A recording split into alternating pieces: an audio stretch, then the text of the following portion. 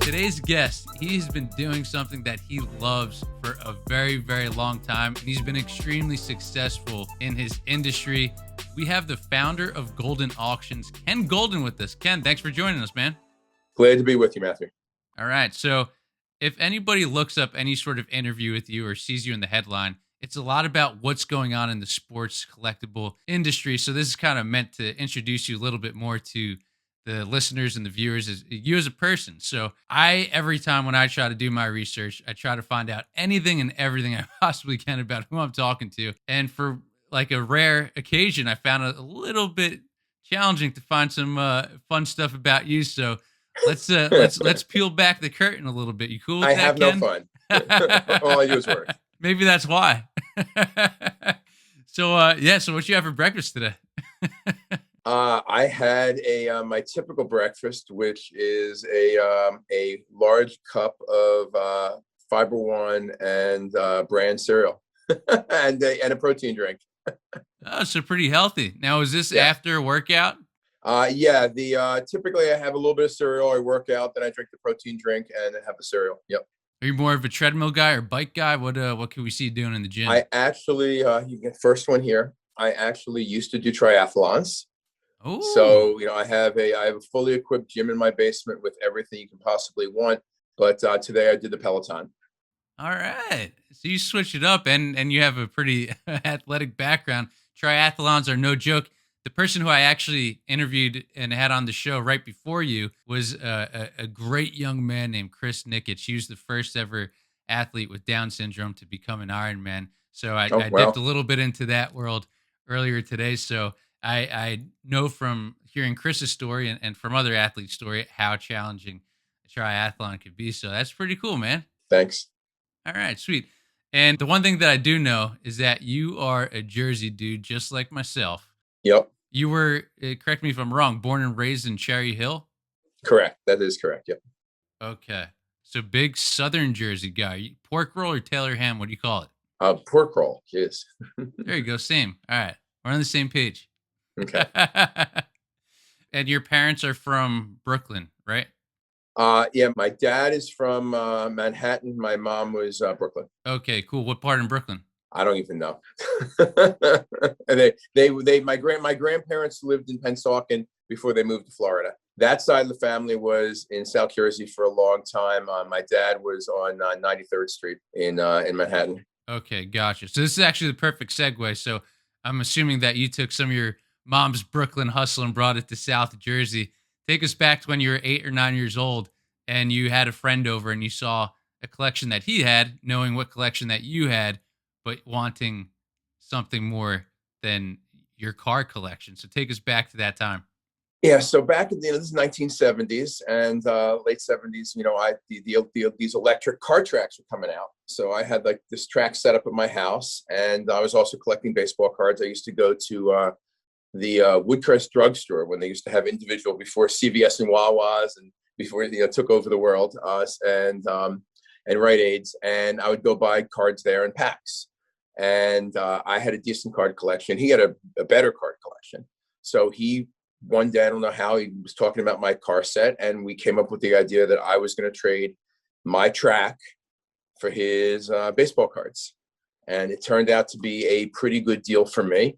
And, he found me on Facebook years later and said, I've watched your career. And I always tell people I take credit for being your first business transaction when we were little kids. That's so funny and so awesome too. And to think that you had that type of eye for something that was eventually going to be valuable was pretty crazy. And you stuck with it too, because then when you were 13 years old, you found yourself at flea markets with your father. So Yep. now that was a whole nother type of ball game. So it's almost like you're a baseball player where you're starting high school. Now you're going to college, which is the flea Yep. market. So what was that experience is like? And did you know at the time when you were at the flea market negotiating or trying to get these deals that this is something that you could see yourself doing because you're 13 years old and it seems like you've always known what you wanted to do? Yeah, I mean, the main one with the flea market, the big story is I was probably 12, and we were at a flea market. It was a Sunday. I know it was a Sunday because it was the guy's busiest day. So I was there looking to try and buy cards from one of the dealers. There was no such thing as a quote unquote sports card dealer. It was somebody who sold a whole bunch of stuff and may have had a section of sports cards on it. So a guy about 19 years old came in and went to the counter and said, "Do you buy cards?" And the guy said, "Yes." He goes, "Can you come to my car and take a look?" And the guy said, "No, I can't. Come back on like Wednesday." He goes, "Today's my busiest day," and the market was closed Monday and Tuesday. And the guy turned around and left and said to himself, himself and the guy, "I can't. I'm shipping out tomorrow." So I hit my dad and said, "Go follow him, follow him." So we followed him, and I'm like running along and said, "Wait a minute, sir. Can you show me the cards?" And I'm this little kid trailing behind, but I guess he saw I had my dad. So we walked out to his car, and he opened up his car, and it was like, one of these big giant barreling, 1970s cards, cars with, four wheels, giant trunk, opens it up, and there's 6 giant trash bags back there, six bags. And they're full of about 10,000 cards each. I looked through them for like 30 seconds, and I say, again, my negotiating style was not refined back then. I said, "What do you want for it?" He said, $100. So I went to my dad and said, pay him. My dad, no negotiation, reached into his wallet, literally had, I think what was $70. So I took the $70 out of my dad's hands, handed it to the guy and said, "Can you take 70? This is all we have." And he said, "Okay, fine, $70. So my dad drove his car, backed it up. We put the hefty bags into my dad's car. I literally locked myself in the basement for the next several months. And I had cards from the 50s, 60s, and 70s, and a few from the 40s, sorted out in complete sets, took all the singles, the nice ones, set them aside for myself to save, said, "Okay, what am I going to do with all my doubles?" And then I went out and bought a Sporting News, saw an ad in the back of the Sporting News for these 2 publications. One was Trader Speaks, one was Sports Collectors Digest, and it said, "Learn about cards, buy some," whatever, people advertising. So I got a subscription to both. And then I placed my first ad. I'm guessing when I was done selling the collection, I probably got, and again, don't say, "Oh my God, you took advantage of this guy." Nobody knew what cards were worth. And I was like 12, but I probably got like $2,500, $3,000 for the cards that I wanted to sell. And I kept the majority of the cards. So that got me into it. And we started both doing mail order and setting up at shows. And really, this was a great time before price guides and before the internet, because I used to take an ad out in the South Jersey Shopper's Guide, a little classified ad, maybe $25 a week. "I buy baseball cards." And then a couple times when I wanted to get like really, aggressive, I put an ad like in the Philadelphia Inquirer or the Courier Post. And, again, it was a safer time, different world. 13, 14-year-old kid, I had my dad with me, but I would sit, take a hotel room like at the airport Holiday Inn and tell people room number, whatever, what my room was. I'd sit there with cash and people would bring in baseball cards and I'd buy them. Those are the best buys of my life. And everyone probably thought, "Oh my God, I'm selling junk to this little kid," and, taking advantage of him. But obviously it was the other way around. Hey, but talk about hustling. You're still Yep. so young. A lot of kids your age are either A, not working, or B, if they are, they're scooping ice cream at like a local ice cream parlor. So that was pretty cool that you actually dug into that. And at such a young age, and you're talking Yep. $2,500 making these sales. That number, even right now, is pretty big. So when you're a kid and you see that, it opens up your eyes to a whole world of opportunity, which eventually led to, and we'll get into more later in the interview, of Yep. over hundreds of millions of dollars in sales from Goldin auctions. But just so cool that you got all that experience and that you knew all that at such a young age. And like you said, without the internet. Yep.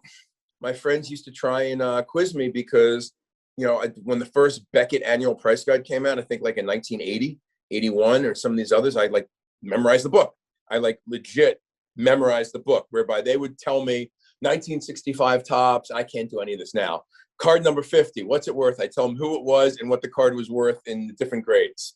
But that's what I had. That's what I had to do, and that's literally how I spent my childhood. Now, what did your friends think? Did you have any sort of nickname within your group of friends? Were they asking you to go outside and play baseball with them and stop counting cards, or like what was their take? My mom wanted me to do 2 things. My mom wanted me to get a real job working for somebody else and get experience. And my mom wanted me to go on dates. Those are the 2 things my mom wanted me to do. And, I spent a lot of time with cards, and, I even at that young age, I, looked at, I didn't know it was called opportunity cost, but I looked at opportunity cost basically. Hey, if I went out, and yes, I played sports. I had a lot of friends. I was on the tennis team, in middle school and high school and college and the whole bit. But I did spend an inordinate amount of time organizing trading cards, buying cards, and selling cards all through middle school and high school. And something I remember, I got a Florida driver's license when I was 16. I got a permit when I was 15 and a half. I bought myself my first car. It was a really bad, I can't remember, my dad let me do it. It was a Trans Am that was used for racing, which is like really stupid for them to let me buy it.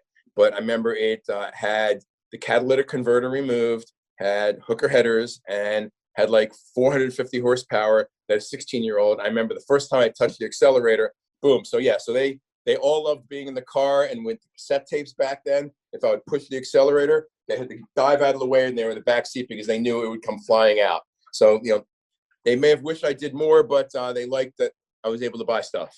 And what's really cool about that, just putting two and two together, is that you started your card collecting career by trading your car set for these Yep. cards. You turned the cards into money. You got the Yep. money, and then one of your purchases, what you just told us, was a Yep. really, really nice car. So you went from a toy collection of cars to a Mm-hmm. real collection of cards based off that bridge with the cards Yep. themselves. So nice job. Thank you. And also, too, this is a very, very small sample size compared to your world. But anytime I don't know something that my Mm-hmm. friends will ask me, I always have this one specific friend. His name's Vinny. He'll always say, "Oh, you don't know because you're too busy collecting baseball cards, like when you're Yep. little, you know." Hmm. And just recently, I came across my childhood collections, and I Oh, cool. sent him a picture, and I was like, "Dude, that's right. I was too busy collecting baseball cards because there's some nice ones in there." So it's always funny how you could stay on path based on what your friends and family are saying. So it's so cool that you had just that vision from such a young age, because then it eventually took you to your own company on an even bigger scale than what you were doing at 14 years old. So from the hotel now to your own company, working closely with your dad. Mm-hmm. Is this a dream come true, or was it a goal that you just had in mind that you want to do, and then that was it? Then you tried out and see if you liked it or not.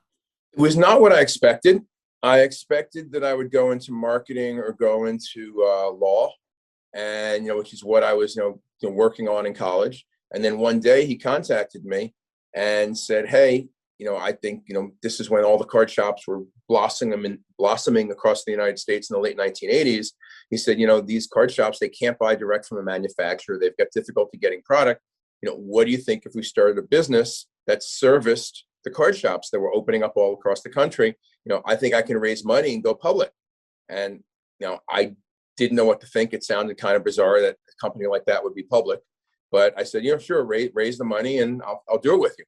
And lo and behold, he found someone to raise the money. So I moved up to Philly, and thought I'd continue school at Drexel, but that dropped out within a year.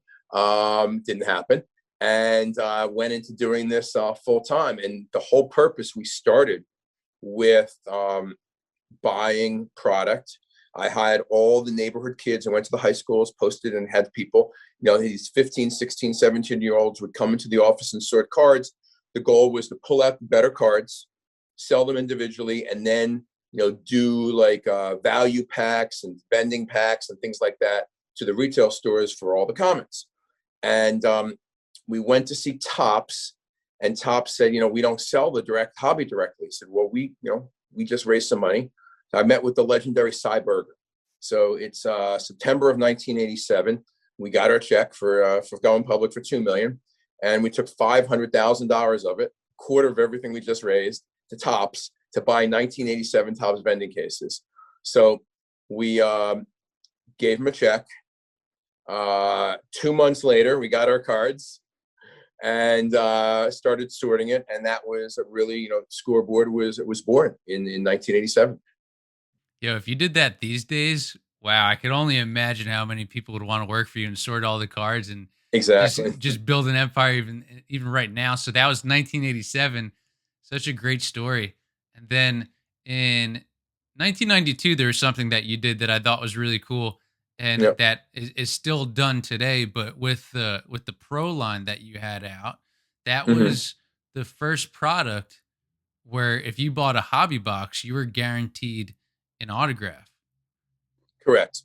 So So like what happened? that's huge for a selling point. And if I'm the buyer, that's a selling point.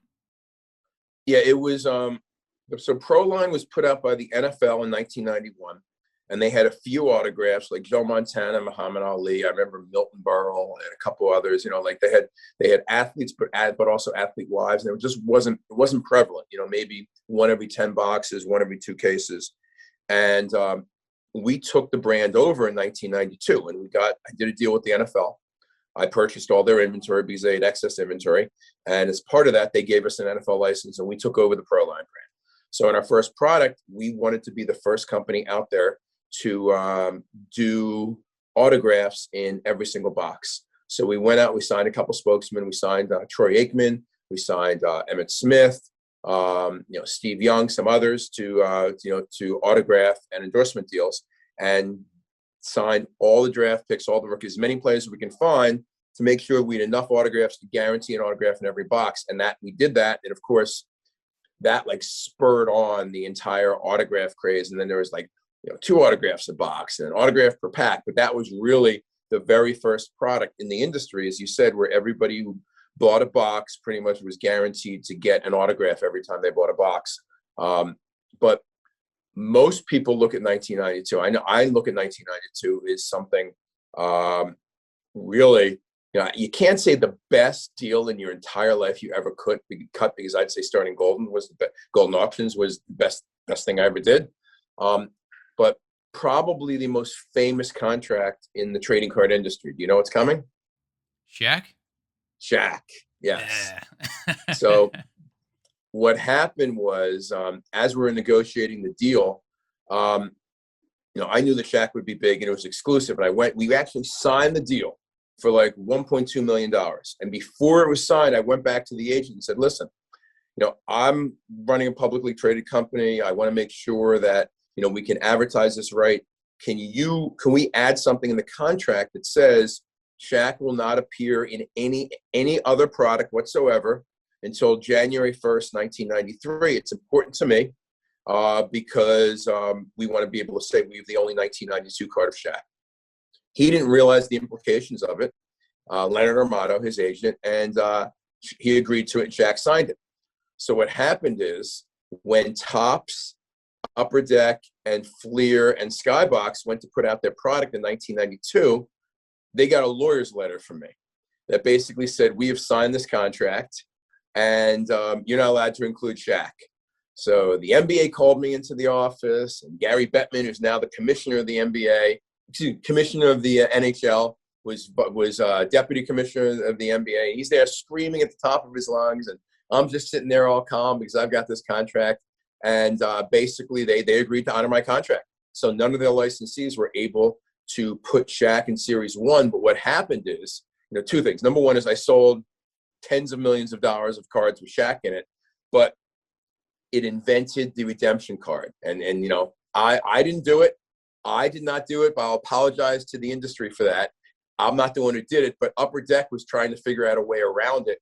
So they came up with a card that said this card is redeemable for the number one draft pick of the 1992 NBA draft. So in this Series 1, they put a redemption card, and that was the very first redemption card, at least to my knowledge, in industry history, which was their workaround to my Shaq deal. But that's why, if everyone wants to know why Shaq is not in all the Series 1 product from 92, it's my fault. well, in this industry, as you know, a lot of work goes into it, and sometimes you need to really put your foot down, and also to kind of flaunt what you have to let them know who the real boss is. And Yep. there's an instance with Shaq where you took him to an event. Just share that story with us because that was pretty cool too. Because as you are the person who's doing it, I'm sure you probably felt pretty cool, but also too from somebody like myself, I'm like, wow, what a stunt. That was awesome. So we took Shaq. Shaq obviously was drafted. So we took Shaq to the National Convention. I believe it was in Atlanta that year. We produced a promo card. and we had him at our corporate booth signing promo cards.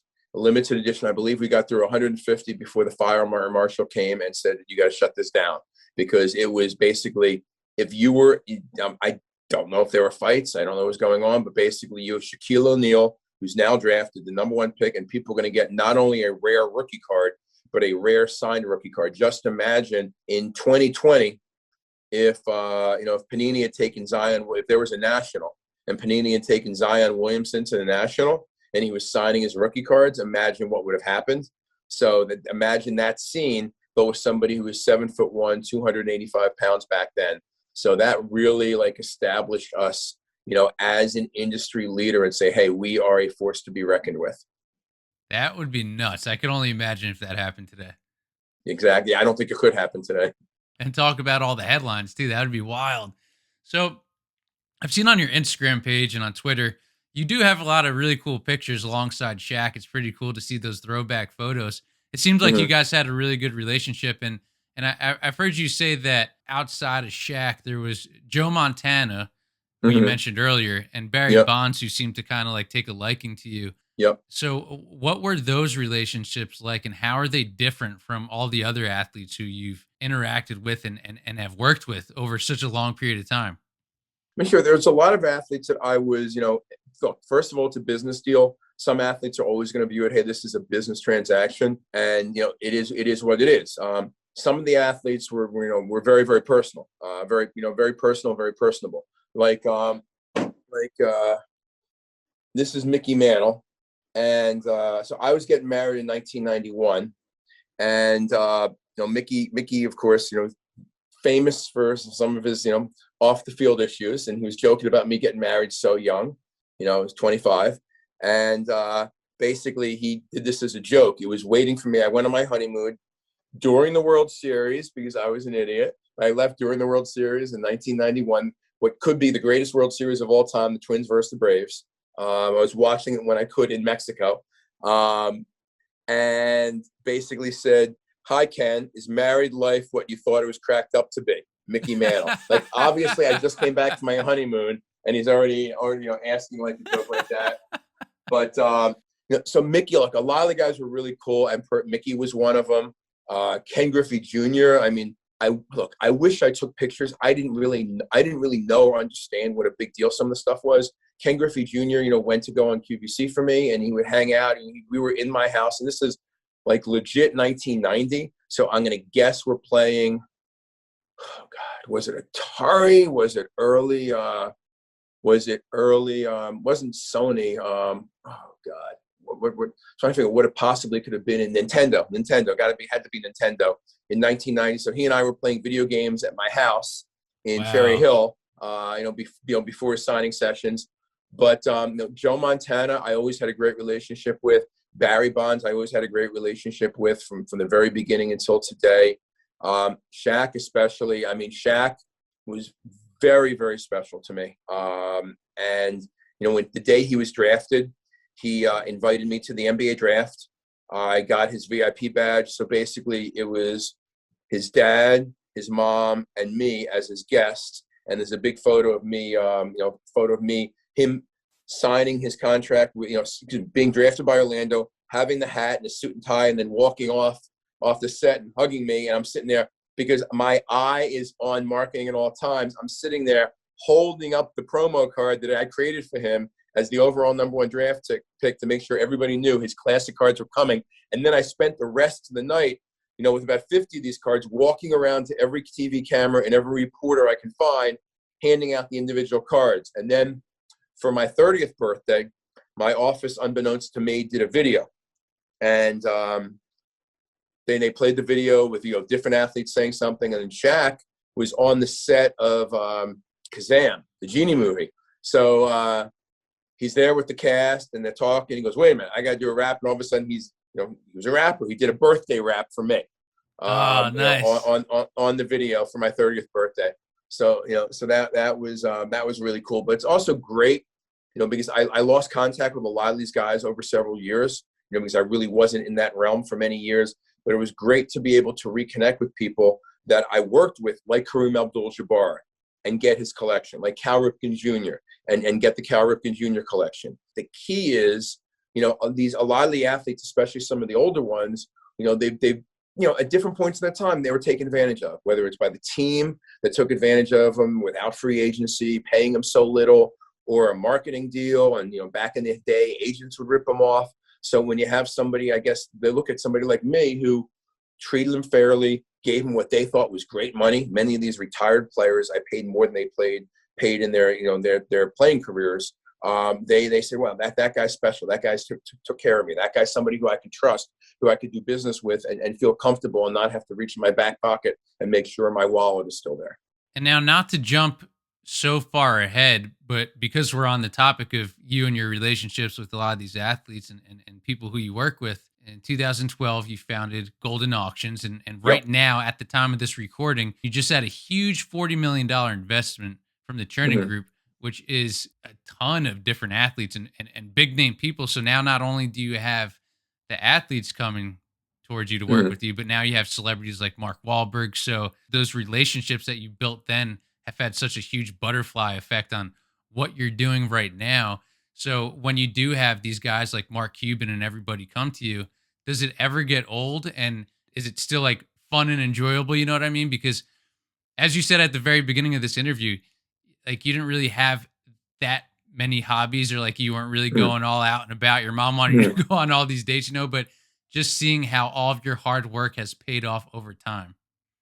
Yeah, I mean, first of all, no, it does not get old. It's very new to me. The whole thing is kind of surreal from the standpoint that it's one thing for me to talk to Barry Bonds. I talk to Barry Bonds, it's whatever. To get do the deal to churn it and then say, okay, fine. Mark Cuban wants in, or Dwayne Wade wants to Zoom with you. Mark Wahlberg wants to Zoom with you. Kevin Durant wants to Zoom with you. All these people. It's not just the businessmen. It's guys like Chad Hurley, Adam Bain of Twitter. I mean, Adam Bain kept me on the phone for like an hour and 15 minutes. The nicest guy in the world is like saying, if there's anything you need, if there's any I've got a lot of contacts. I mean, yeah, guys, who's, president of Twitter, of course he got a lot of contacts. Yeah. I've got a lot of contacts. If you need an introduction, let me know. If you need something, let me know. But everybody was so nice. But what it seems is, for whatever reason, what I've always done and the market that I've always engaged in, for some reason, has now become pop culture, very popular. Everyone's doing it. And it wasn't always that way. So like the past year and a half, I mean, like my nanny is from Colombia, and she went on Instagram and she goes, can I ask you something? Yesterday, she goes, yeah. She goes, why do you have so many followers? She's like, I said, I know this is tough to believe, but I like, in my industry, I'm kind of a celebrity. No. So the answer is no. An athlete wants to talk to you. It does not get old. I love it. I mean, I get Instagram messages all the time. When somebody big follows me, like I screenshot it. I'll text it to my kids, like, oh, Kevin Love followed me yesterday, and I'll text it to my kids, or this guy followed me, or Logan Paul followed me, and it's like wow, it's like now I've got I've got a 24-year-old, a 24-year-old daughter, 21-year-old daughter from my first marriage, and I've got a 3 and 7-year-old. But now all of a sudden, my 3 and 7-year-old love it. My 7-year-old son, he's like, ape crazy over all this stuff. But the older daughters never really cared much for what I do, but now they do. Now all of a sudden their dad's cool. Your dad puts out a TikTok and you got 500,000 people, 500,000 views on a TikTok. All of a sudden I must be doing something cool. So they like it. Or as most recently, the last time I looked, I mean, I don't even think it was up for 12 hours just yet, but you put up a video of a bunch of your cards that were slabbed, Yep. and I think it was at like 150,000 views. But you were Yep. just showing off some of the crazy cards in the collection. But yeah. So when these athletes do approach you, can you kind of sense the angle that they're coming from? Like, do they kind of look at you like, all right, Ken, how are you gonna make some money? Like do they have that like kind of certain approach, or are they kind of just like, hey, this is all new to me. I'm learning. What can I do to make money and help out the hobby? Exactly. It's both. I mean, there are There are some athletes, Kevin Durant has, he works with Rich Kleiman of 35 Ventures, and they're very, very in tune to the trading cards. I mean, they invested in Goldin. They're very in tune. They know what they want to do, and they say, "Hey, Ken, we want you to, maybe find us some good cards. We want you to find us some opportunities." And they have different, very, very business minded. Some others, like Dwayne Wade says, I see what's going on. I see what's going on in the marketplace. What are my best cards? What are good cards I should be buying?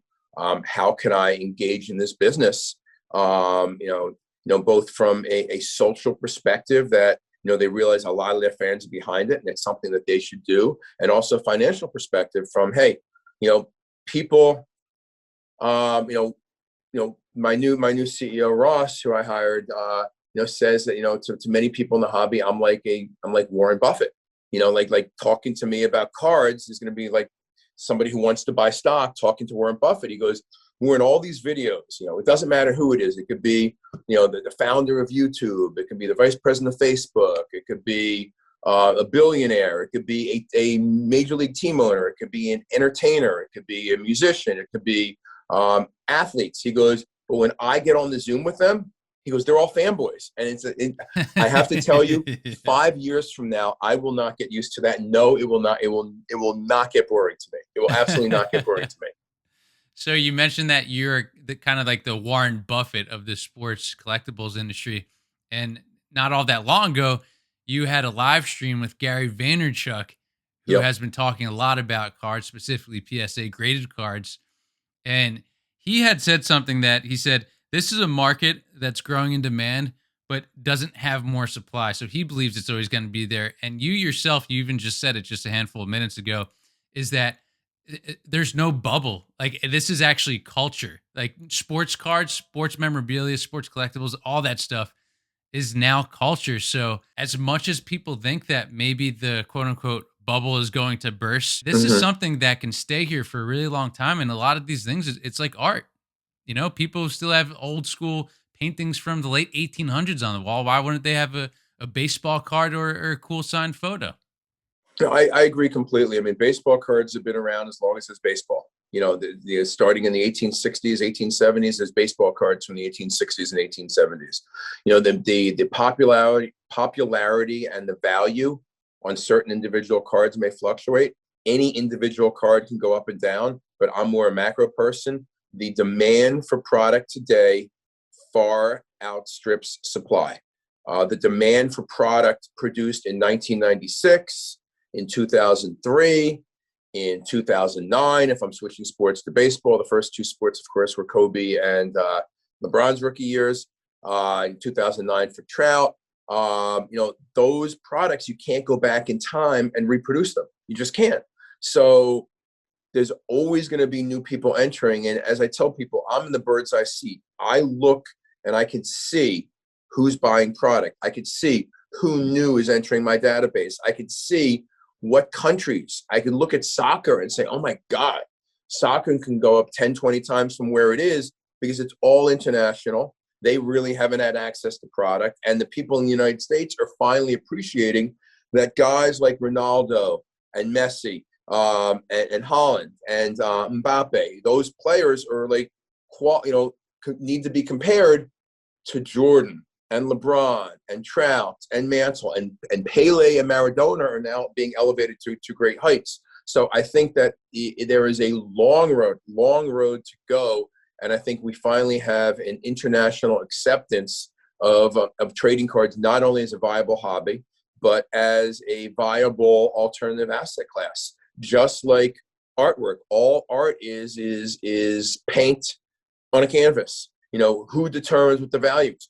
Who determines what the value of Bitcoin is? The people who buy Bitcoin determine what the value of Bitcoin is. So that's the answer. If they have trading cards, if there is a marketplace that allows people to buy and sell, if there are accurate price guide informations, if there's accurate grading card companies, that grade cards that allow people to trade it freely without ever even seeing the card, you have a alternative, basically alternative economy, in cards. And just to put all this into numbers scale, back when you started Golden Auctions in 2012, you grossed that year $800,000. And in 2020, wasn't it something over like was it was in the hundreds of millions, wasn't it? Yeah, so in 2020 we did, so in 2019 we did 800,000, excuse me, 2012 we did 800,000, 2019 did 27 million, 2020 we did 103 million, and we've got over 80 million dollars as of as of March 6th. That's right. Okay, so it did hit six digits, or yeah, right, Nine six digits, digits. yeah. No, no, yeah, that I guess that proves the point of how Yep. crazy this market's getting, and good for you Yep. for sticking in it. And that's what this podcast is all about. Keep swinging, just the consistency and how it could lead to success. There's so many ups and downs in this industry, just like any other industry, where maybe you do step away at some point because Mhm. cards aren't that hot or because they're being overproduced, but you've been able to stay in this for so long, and that's just what I admire so much about you. And again, so much about your character. It takes a very specific person to do this for as long as you have. You have been in this industry for so long, and there's something that you said that I just absolutely love, and it was that nobody will outwork you.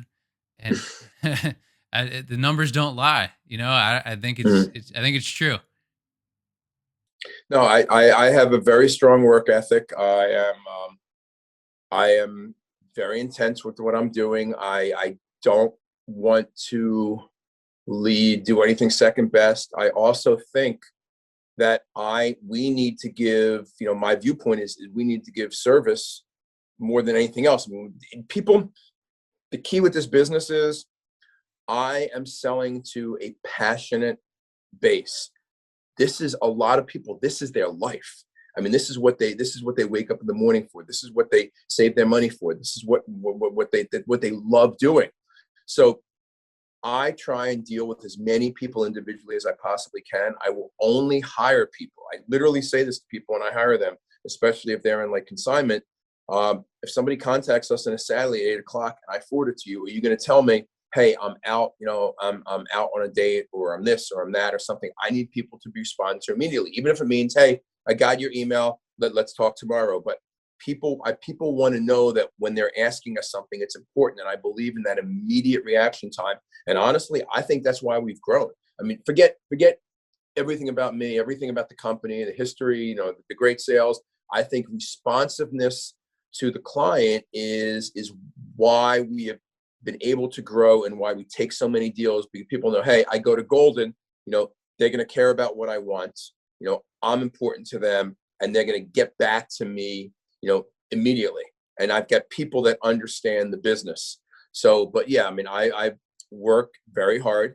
I could retire. I have a 3-year-old daughter and a 7-year-old son. You know, I don't want them to grow up seeing them have them seeing their father, watching TV all day, or only going on vacations, or only sitting on the beach, or playing golf, which I have a golf membership, but I haven't started playing yet, nonstop. I think it's important to install work ethic, and that nothing really in life, in most cases, people aren't going to hand something to you, and you need to make of yourself what you can make of yourself. Yes, dude. Wow. Let's go.